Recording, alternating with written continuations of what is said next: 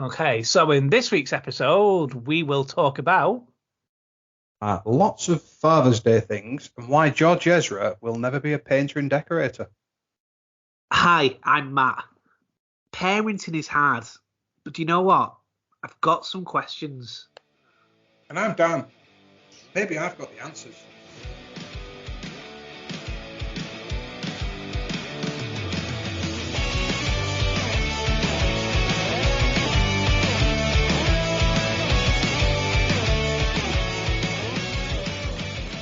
Well, hello everybody. Welcome to another episode of Ramblings of Dad Men. Sorry guys, we didn't record last week. We just got really busy.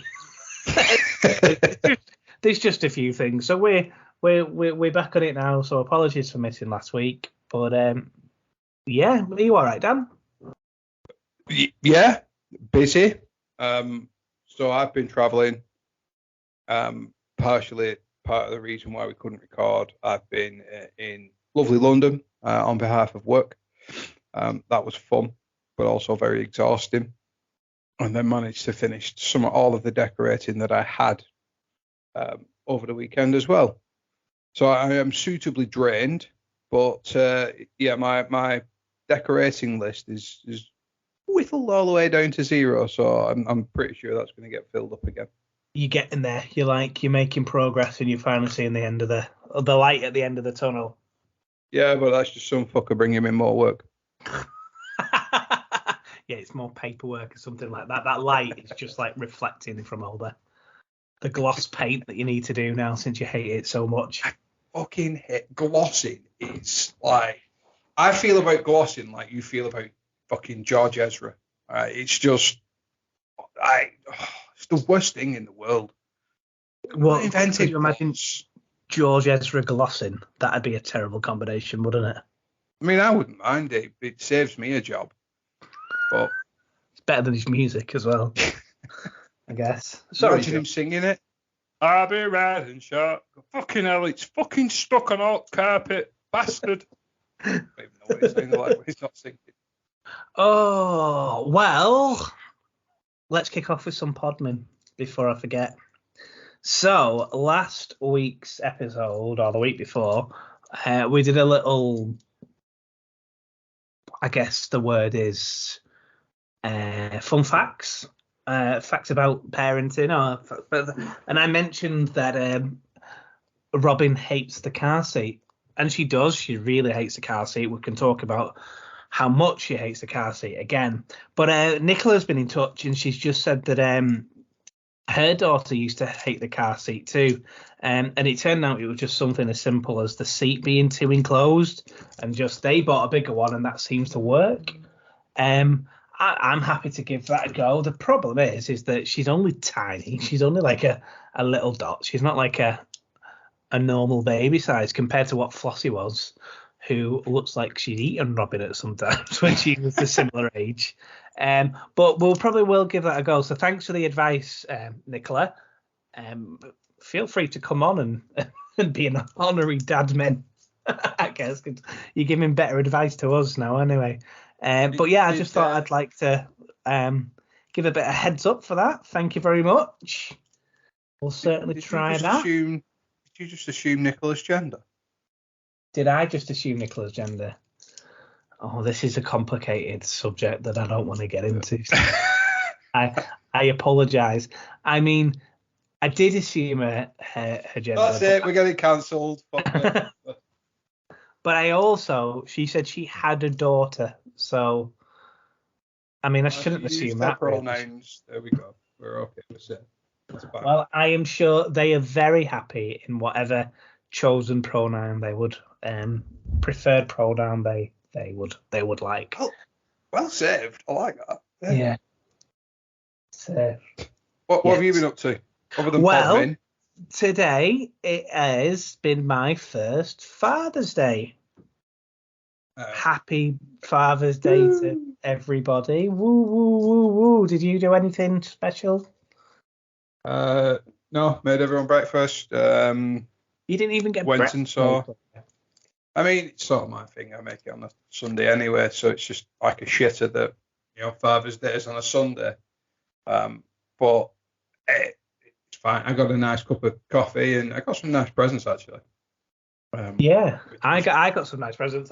Just a big shout out to the mug that I got that said, "This isn't a dad bod, this is a father figure." Wow, I love it. I like that. That's special.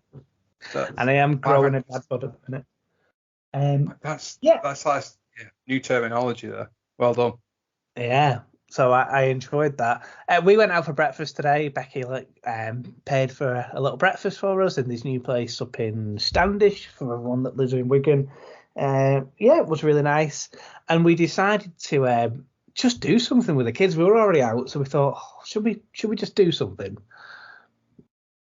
Now my idea was thrown out of the water, to be honest. And to be fair, it was probably the right decision. Becky was like, that sounds more of a date thing.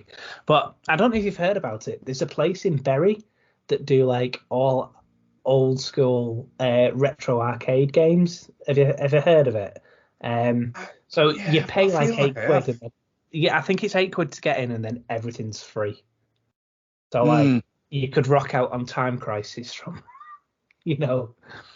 I genuinely was looking at that. I want to rebuy Time Crisis, and I was looking on eBay, and my search escalated from me just trying to pay £2 for a PlayStation 1 game and a little gun, and then all the cables that need to connect it up and then find a PlayStation that works, to me actually looking at one of those fucking arcade machines.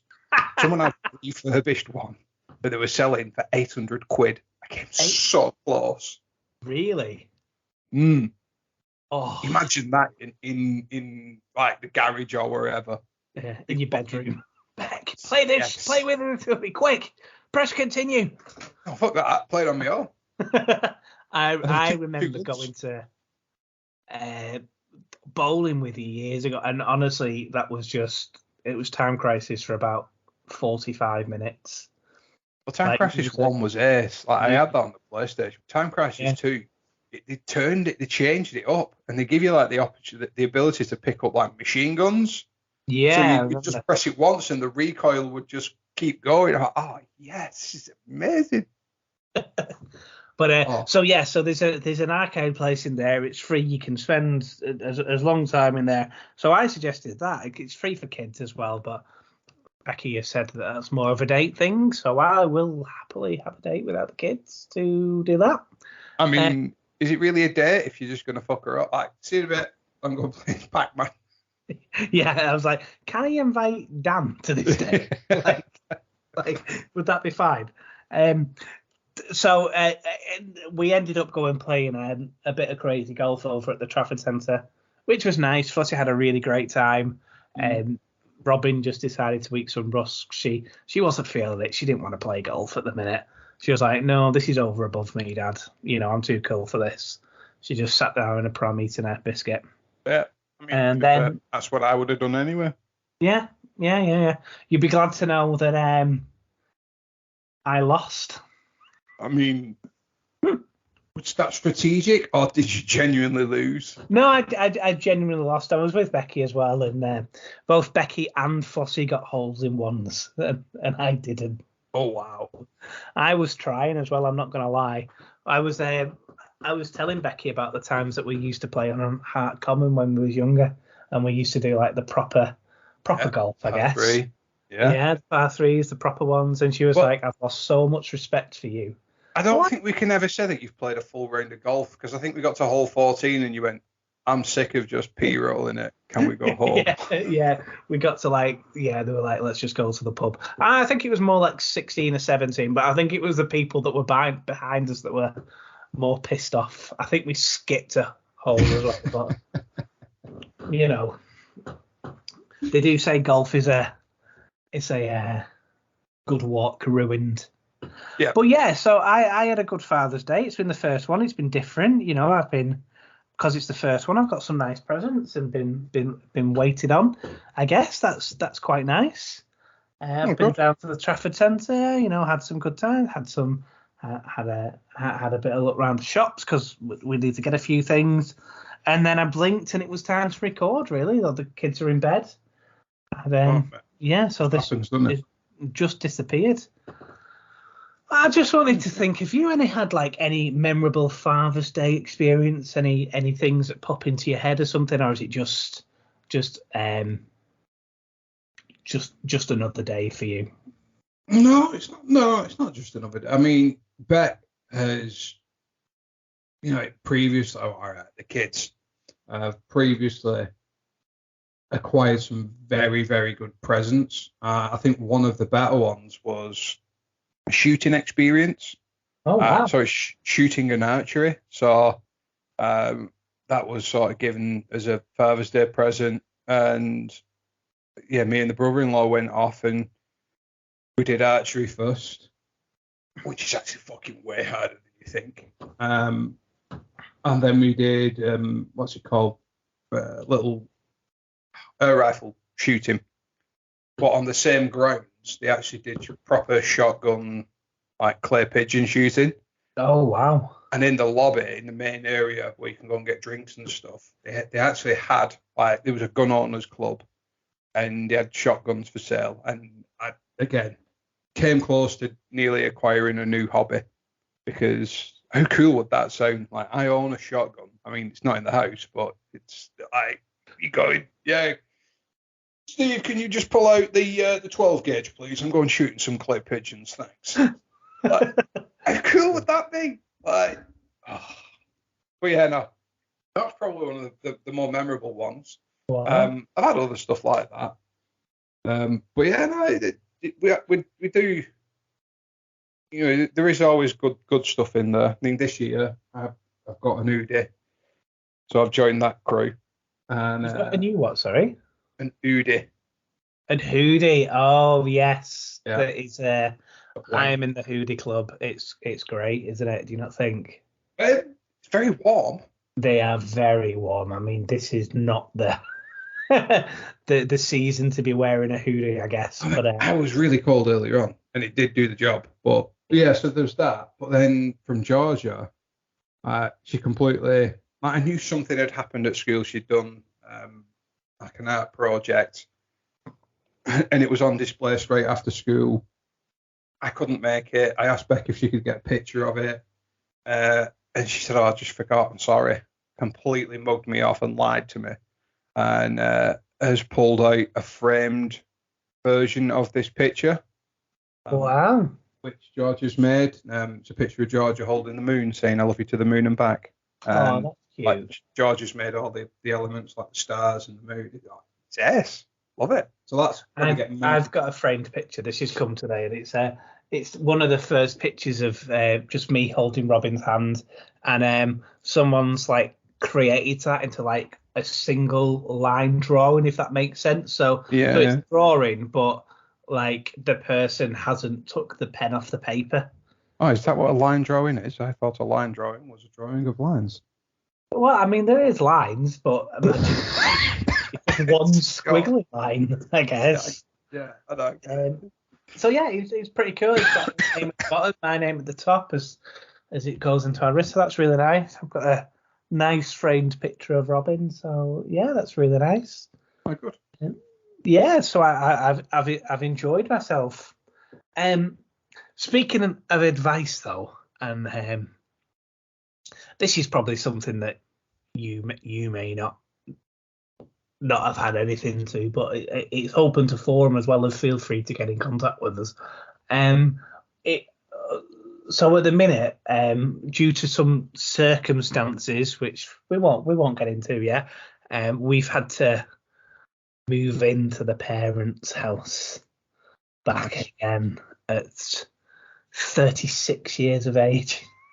I am living with the in-laws, and it's fine. It's great and everything. It's they've done us a good turn. But when have you ever been in the position where A, this has been something similar to you, but B, where you've had to look after the kids as well, but also kind of step on toes, I guess, for a minute? You're just being on tiptoes to try and, I guess, make the house a little bit more presentable, or not eat pizza that you was going to order, or not drink that beer because you don't think that you're an alcoholic or something like that. Do you know what I mean? It's just a little bit different in. You can't really necessarily relax because it's not your house. Yeah. Yeah. It makes sense. It's your answer is no, not necessarily been in that exact position, but yeah, like whenever we go over to, there's not really much need these days, but we've a long time back used to stay over at Beck's parents, if there's a function or something like that, and yeah, you're in somebody else's home at that point. And I know it's probably different for you than it is to Becky. Like in my mum and dad's, I'll just go and get up and just go and help myself, like get a biscuit, make a drink. Yeah. I'll loiter in the kitchen. Whereas Beck just comes in and sits down in the living room, and then she's not afraid of asking for drinks and that, but won't go and help herself. I suppose that's probably where you're feeling like it's not your house. You feel welcomed and comfortable, but not as comfortable as, right, fuck it, I'm just going to get another 10 bags of crisps. I'm just help yourself to one instead. I'm just going to go commando and wear some shorts and air out the boys, kind of. Yeah. We've all been there. So, yeah, I've not been in that exact position, but I can sort of relate to where you're coming from. So yeah, so that's where we're at the minute. I was looking if anyone got any useful tips because at the minute I feel like, it's nice and it's a good situation we're in and it's a positive thing all round, but it's just difficult because Robin is kind of being flitted as well. We're trying to get into, so with Robin, she's getting at the age where we're pissing her off. So in fact, actually, this would come in handy. When did you? Georgia always had her own room, didn't she? Or when did you move her to her room full time? Should I say? I want to say around 6 months. Yeah. I can check. I can ask the boss, the record keeper, but I want to say around 6 months, and that made sense. It was just, obviously she was sleeping through from a couple of months old anyway, which was great. But yeah, fully like putting her in a separate room was a big thing. So we waited until she was about 6 months old, I think. Was that a difficult transition for her, or was she happy with it? No, she was fine because as far as she was concerned, she was just she just got sleep. Like so quite often we had a bit of a routine where she was asleep and we'd get her up, say 11 o'clock, do the last feed, and then put her down. So I don't think she really understood that point. It just sort of fitted into her routine that she'd just go to sleep somewhere, and then that was it. And then she'd wake up about 7. So we started. I think we did start phasing naps in that bedroom just so she sort of got used to it a little bit, sort of being on her own. But that sounds familiar. I could have just made that shit up, but again, that makes logical sense. Well, have right, you what perfect fucking child? You meant to tell me that there's light at the end of the tunnel. So no, there's no light at the end of the tunnel. It's just some fucker bringing you more work on nappies, as we've discussed. Yeah, George Ezra. So obviously, when we lived in the old house, it was a 2-bedroom house. We didn't have much choice than Robin to sleep in the bedroom with us. At the minute, we're slightly gifted with more bedrooms. So we are trying to trial Robin in her own room. Well, we're not trying to trial it. We're trying to make her have her own room at the minute. She is a little unsettled. And in fairness, she's sleeping worse. So like we try to give her a good routine where she's, so Becky breastfeeds throughout the day, but in the evening time around 6:30, she will have a bottle, and then we'll try and get her to sleep from there. reasonable amount of success. Sometimes it might take us 2 minutes to sleep in a cot. Sometimes it might take us an hour, but we persevere. The upshot of that is that she's generally up every 2 hours at the minute, and she's still feeding twice at the night. Then she's getting up at 5 o'clock in the morning. But for some of them times where she's up for 2 hours, she could be awake. So like yesterday was a bit of a nightmare. We tried to get her to sleep at 6 o'clock. I don't think we actually got to sleep until like 10:30. Then she was up at 12. Then she was up at 2. Then she was up at 4. And then finally at 6 o'clock, she woke up properly. And that's fine. But I don't know whether it's difficult for her because she's in new surroundings. Or do you think that matters to a baby? Or do you think she's... Yeah, I think they know. But they adapt very, very quickly. So I don't know, how long have you been trying this? Well, I mean, we've only been here 2 weeks at the minute. So it is still quite new. It's quite new to us all. But in them 2 weeks, she's been in 3 different rooms. And maybe that's a problem. Yeah, constant change maybe, but like I said, they adapt. I think even if we changed anything in George's routine, it was only a couple of days before that sort of became normality. Like you say, it's that just persistency of just that persistent routine of doing something at this time and then next, and then I don't know. Yeah, no, you've got a broken one. Sorry, swapper. I mean, the irony is we've got one that's a dream in the day. Robin is brilliant in the day. She's this smiley little baby. She's so quiet. You can take her anywhere, and she doesn't really cry throughout the night unless you get her in. Cry in the day unless you get her in the car seat, and then it's a disaster. And then we've got Flossie, who's finally decided to sleep throughout the night all the way through, but can be a little terror in the daytime. Mm-hmm. So me and Becky are just banging our heads together at the minute, but we are, I guess this is parenthood. It's just a constant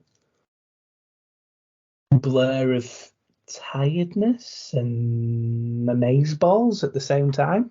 Yeah. That is very much a thing. That actually segues nicely into... Go on. Well, do you know what? Just before you go into the segue, I tell you what, and maybe this is something that I didn't realise, is how much more difficult it is with 2. Like, do you know what I mean? So you have 1 kid, that's hard. Then you have 2 kids, and that's impossible. I mean, it's just a different routine. You're just on a different part of that routine. Yeah. But yeah. Yeah. Start talking like a seasoned pro you are. Yeah. Sorry. Go on. I've got multiple children. Don't worry. Oh. Go on. I'm what never were you doing saying? it again. Fuck that shit. No, I was just saying that. Obviously, we were going to do a part 2 potentially of the dad survival guide. But yeah, we obviously we've waffled a lot there. I just think that one of the things that jumped out for me was the ability to function on very little sleep, but also you'll create your own dad hack for calming a crying baby. Like you'll get your own little things.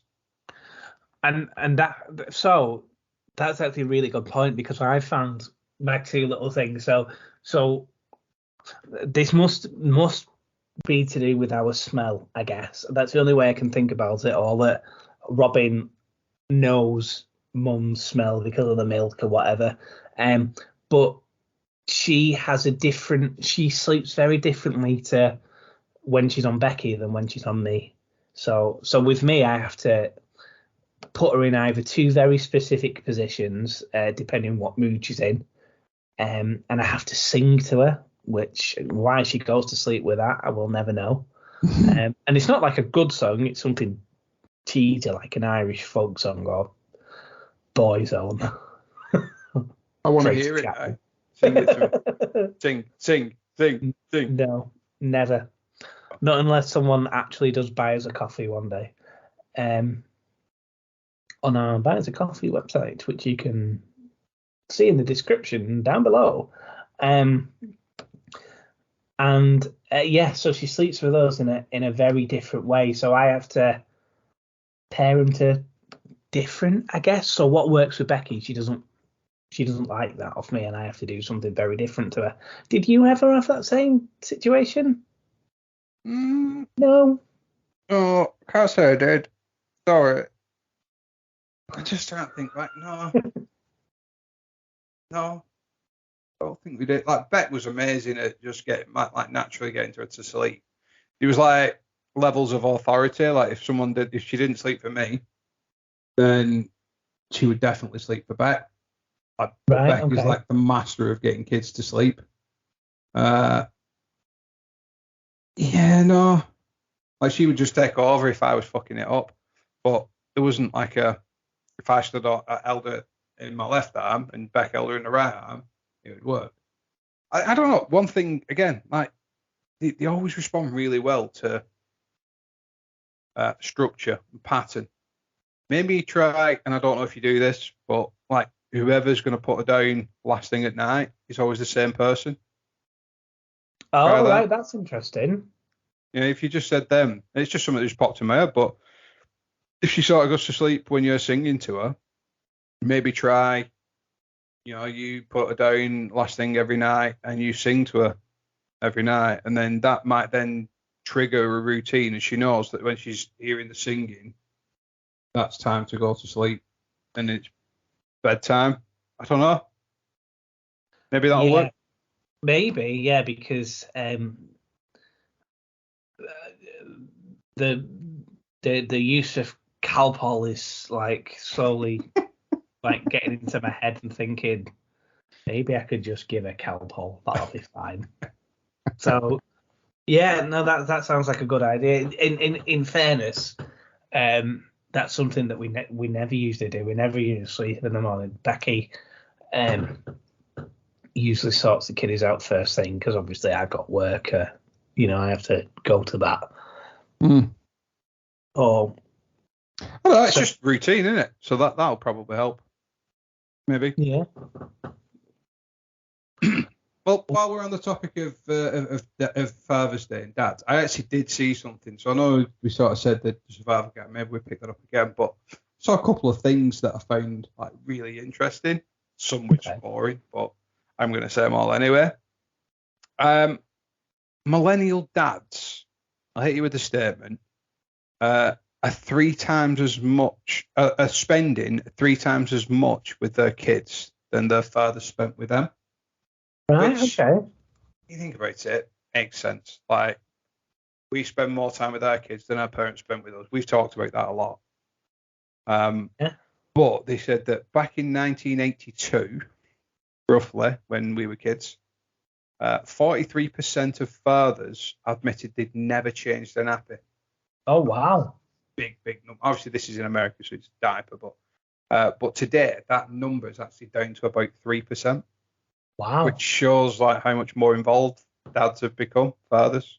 I could imagine my grandma and granddad were very traditional. I could imagine my granddad never changing a nappy. But then I guess like I remember a time where my dad would go working away from Monday and you wouldn't see him until Saturday morning or Friday night or something like that. So that was I think that was very much that. I mean, to be fair, that's still people will do that. I'm thinking maybe lorry drivers or something that are out all week, but that still is a little bit prevalent. But I guess there's that expectation to pick up over the weekend for the dad now as well, where they may not have been that 40, 50 years ago, 60 years ago. Oh, yeah. I mean, the changes at the delivery bedside as well, like, I'm pretty sure like around the time when I was born, it wasn't the norm for fathers to be in the room. Certainly my grandparents weren't in the room when my parents were born. Yeah, right. This is grandfathers, should I say? Yeah, this is something that I forget. It wasn't until the 70s where it became so it was very common for the dad to be wetting the baby's head in the Mm. local working's men club, wasn't he? Yeah, yeah, yeah. And then, you've got a baby boy. Oh, good. Let me know when they're home. Like, "Oh, okay." Whereas now, I actually couldn't imagine that. Like, when Bet was pregnant, it was 100% in my head. It never even entered my thoughts that I wouldn't be in the room. No, excuse me. Excuse me. It's been a long, long week. Um, yeah, I'm exactly the same, and I was more shocked, and obviously this was almost through the height of COVID, when Robin was born, but I was shocked that I was kicked out straight away, kind of thing. And I know that's something that still happens, and I get why you can't let dads onto the ward or something, but it was very matter of fact. It was very like, bye now. Mm. And that kind of shocked me. And admittedly, they did give us time. They gave us like 2 or 3 hours with Robin and Mum before they did, and they took us into the ward. But so that was a big enough shot. And you're so high on adrenaline, aren't you? Yeah. Like, like we've mentioned it, how you couldn't sleep. I didn't sleep. I had to carb load myself on Big Macs. Yeah. Get 1 o'clock in the morning, and it's just a different time, isn't it? I guess. Yeah. It's weird. I mean, I was walking around Tesco at 3 a.m., but I mean, Yeah. I've already told that story. Uh, it's a good one. The word papa means many different things in different languages. So in Italian, it means pulp. Yeah. Right. English, obviously, it means father. In Swahili, it means shark. And in Stranger Things, it means bad guy. Well, yeah, probably. But in Maori, it actually means arse. It means ass. Yep. Papa. I can see that. I don't know why. And then I'm going to butcher this one, but in Quechua, wherever that is, it means potato. Wow. Mm. That is so. Don't get your potatoes and asses mixed up. I But don't think you want they're to, all papas. yeah, I don't think you want a papa on your Sunday dinner. I bet the brand Mamas and Papas aren't they selling very well over there, are they? In Maryland, the mums and asses, you know. That's a whole different title for something. That's an incognito search Yeah. history. Michael B. Jordan, the actor, his dad is called Michael A. Jordan. That's fucking immense. And I would be disappointed if he does not call his kid Michael C. Jordan. It needs to be. Yeah. It needs to be. Has he got kids now? I don't know. Possibly. And then the last one, well, there's two, but men with smaller testicles tend to be more nurturing fathers, according to the Emory University. Wow. There's no good way out of that one, is there? Like, there's a good outcome, but yeah. Is there we joked about this in season one, but is there like a medical like we need someone to actually verify this, but that suggests like people with smaller testicles potentially have like less testosterone maybe, and therefore more caring, More like not clued up, I guess. That's not that more in touch with their emotions, maybe less macho. Yeah, a bit more metrosexual, should I say? That's a term, isn't it? Meaning like, I remember doing that when I was in psychology at 16 and something. It's about having both characteristics of masculine and feminine. So maybe that's something. So yeah, you just said all metrosexuals have got tiny balls. That's recorded. That's a matter of public record now. Thank you, Matthew. But you are a very good dad. So, yeah. Our last one, I just found a bit funny. 2014, a guinea pig broke out of his zoo enclosure and impregnated nearly 100 females, and then later became father to nearly 400 babies. Do you know, have you heard the guy? I mean, I haven't read an article, but there's an article in today's paper about a guy that's fathered 160 kids. Yeah, I saw that. Like, I didn't But he read. won't speak to them all. I think he's donated, some love eggs. He's a guy, isn't he? I can imagine. Could you imagine? Did you see the picture of him? Skinhead? Yeah, I did see the picture. Yeah, well done to the guy for obviously, if that's what he's done. But I don't know if he's just sort of sowed his seed and got 160 kids with 160 different women.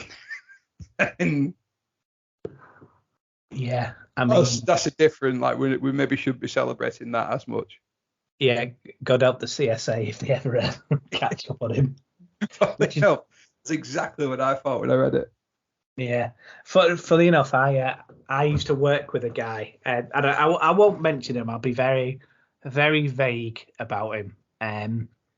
But he had 4 kids, spanned over 3 continents, and the 2 kids that he had in the one continent were at opposite ends of the country, and he once worked. How's the best way to put this? So in the industry that I used to work in, it wasn't unheard of to do 24-hour shifts. So you would get some sleep, but you would do 24 hours at a time. So this gentleman worked the whole of December, and he worked every single day for 24 hours, apart from one day when he did a night shift. So the only day that he got off was 12 hours on one day. Wow. And do you want to know how much he came up with after CSA caught up for him? Well, £1,300. fucking hell. So, I mean, even if you just work that out on minimum wage, like, they took a fair bit off him, which is, a controversial subject in its slides, but yeah. I mean, that's a lot. I just find it a little bit like ridiculous that he was working so much for peanuts, isn't it? Well, I mean, it's peanuts for him, but he's obviously giving his kids a life via the CSA. Yeah. He does get to see them, I guess, but well, for that money, I would hope so. Yeah, but a lot of air miles. Yeah. A lot of air miles that he needs. And on that rather dour note, do you think we'll come back next week with Survival Guide Part 2? Yeah, we'll come back next week. Thanks everyone for listening again. Once again, if you want anything to say, keep in touch. Messages and the usual means, and we'll see you next week. We'll see you next week.